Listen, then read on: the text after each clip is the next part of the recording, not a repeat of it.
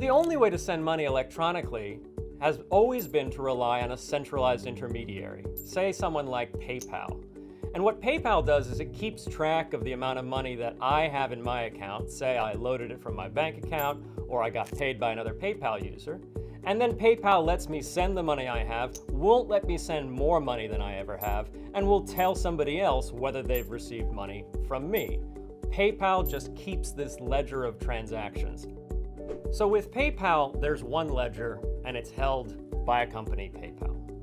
In the Bitcoin network, that ledger is distributed across every participant.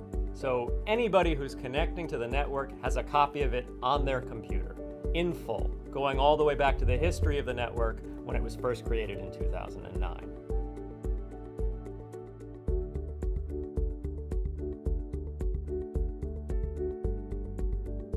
Now, how does new information get added to that ledger? Well, that's this role that miners play. They listen for transaction messages that are validly signed on the network, and they bundle them into what we call a block. They announce this block and they say, now you all take this and add this to your copy of the ledger. We call that ledger a blockchain because the miner has just announced a block, and that block is mathematically linked to all the blocks in the past. They're chained together like a big long string. What they're doing is providing a public good. They're relaying transactions, validating signatures, putting them into a block, adding that block to the blockchain, and distributing that to all the people on the network. They're given a reward by the network for performing this public good. And that reward comes in two different ways.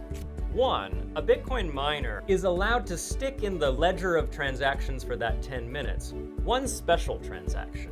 And as it says, I, the miner, pay myself 12.5 Bitcoins. And they came from nowhere. This is the only time on the Bitcoin network that anyone is allowed to ever have a transaction that didn't have any inputs, that literally created money out of thin air. At some point, somebody started calling this activity of getting new Bitcoins by providing this public good on the network mining. It's like digging into the side of a mountain and getting gold.